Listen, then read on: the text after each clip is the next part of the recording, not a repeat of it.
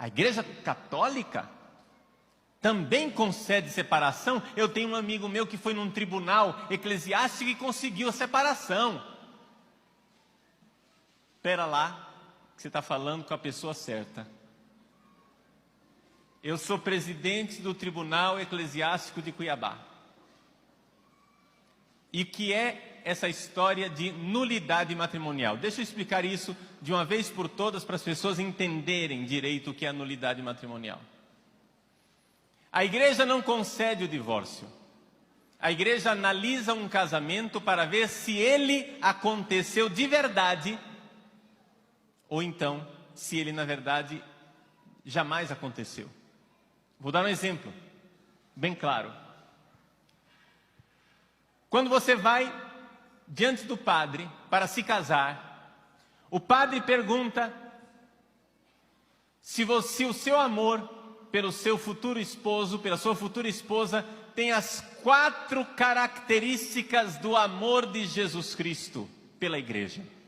Quais são as 4 características do amor de Jesus Cristo pela igreja?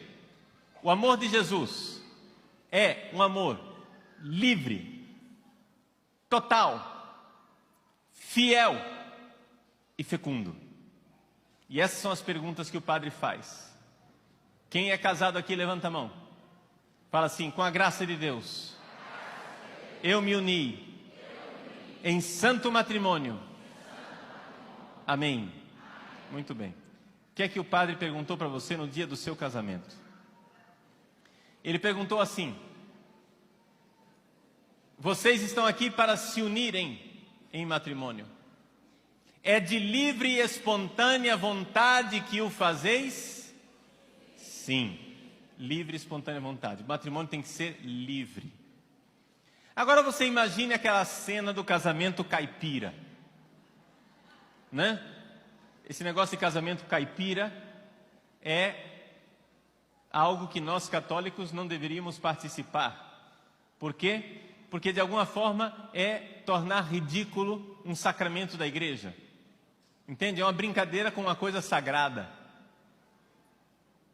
Vai lá, casamento caipira, todo mundo sabe como é que é.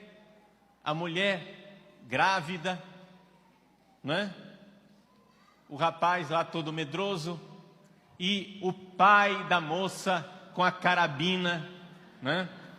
Com o trabuco, com a pistola atrás dele, obrigando ele a se casar. Pois bem, esse é o típico casamento nulo. Nulo, porque não acontece casamento se você não é livre. Se você está sendo obrigado a se casar, você não se casou.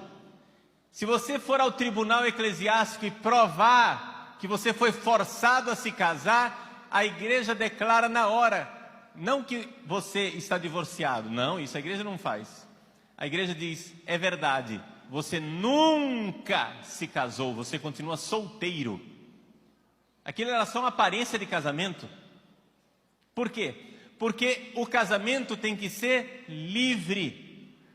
O amor de Cristo pela igreja é livre quando Jesus diz assim: ninguém tira a minha vida, eu a dou livremente. Jesus amou e se entregou à igreja, ele deu a sua vida e morreu na cruz pela sua esposa, a igreja, por todos nós, para nos salvar. O amor de Cristo pela igreja é livre, assim também o amor do marido e da mulher tem que ser um amor livre.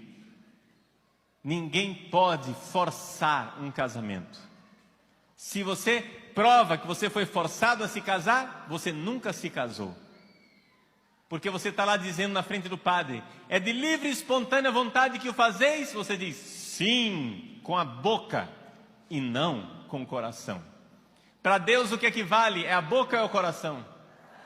Você pode enganar o padre, mas a Deus você não engana. Está entendendo? Você pode enganar o padre, mas o que vale é o que você está dizendo diante de Deus com o seu coração. Por isso, se você for a um tribunal e provar que você não era livre, você sempre foi solteiro. Vejam, a sentença do tribunal Ela não vai fazer com que você fique solteiro. Ela vai só constatar um fato.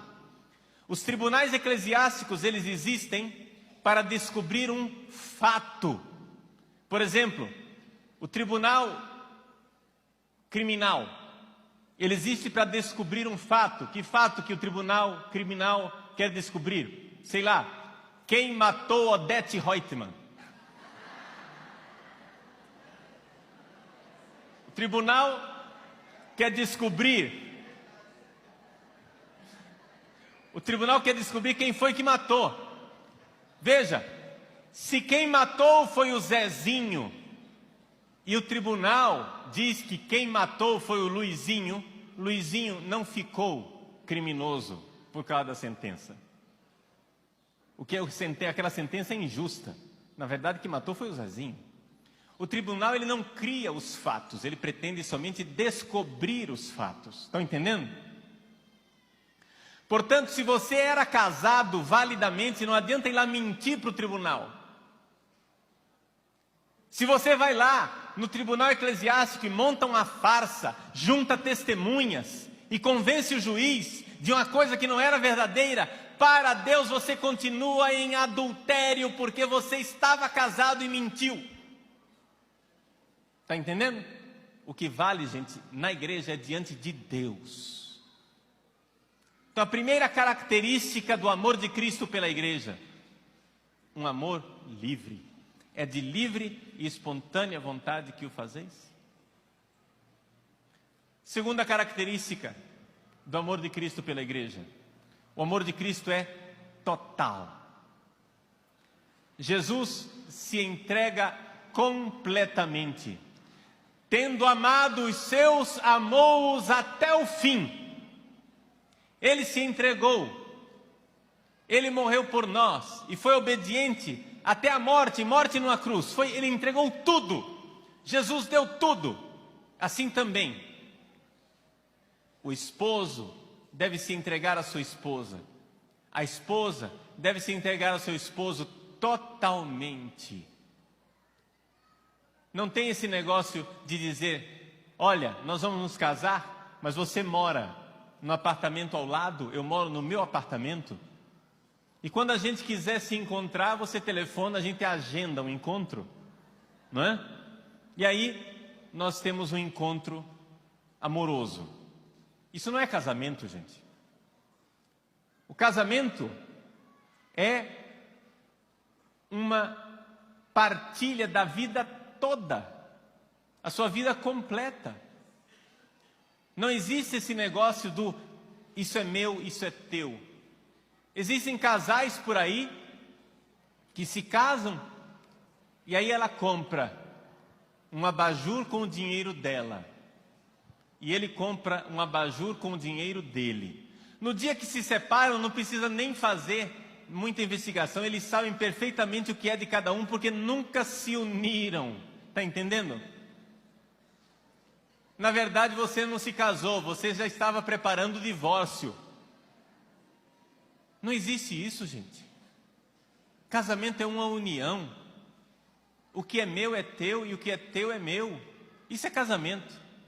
Essa união profunda, total, essa entrega de amor. Isso não quer dizer que todo mundo é obrigado a casar com comunhão total, comunhão universal de bens. Não. Existem pessoas que se casam com separação de bens, simplesmente para que, civilmente, não tenha complicações. Vamos supor, se o marido vai à falência, a mulher não vai à falência junto. Está entendendo? Tudo bem, até aí se entende. Mas é uma coisa civil. O fato é que na vida dos dois tem que haver essa união. Na vida real, pode ser que no papel tenha separação de bens, mas na vida real precisa ter união dos dois. Mas se um cara se casa dizendo, eu vou me casar, até aqui ela pode entrar na minha vida, daqui para frente não, isso aqui sou eu. Ele continua solteiro. Entendeu? Quantas vezes eu já vi em tribunal esse caso, o fulano vai e se casa, mas na verdade ele continuou solteiro na cabeça dele. Ele se casou, mas ele continuava querendo sair com o círculo de amigos solteiros dele para as festas de quando ele ia quando era solteiro, vivendo a vida de quando era solteiro, vivendo tudo que ele tinha antes de ser solteiro. Na verdade, a entrada da mulher na vida dele significou muito pouco.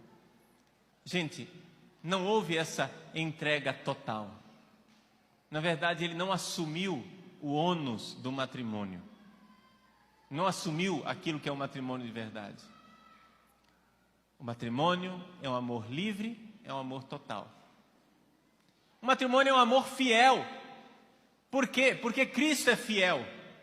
Deus é fiel e não pode se contradizer.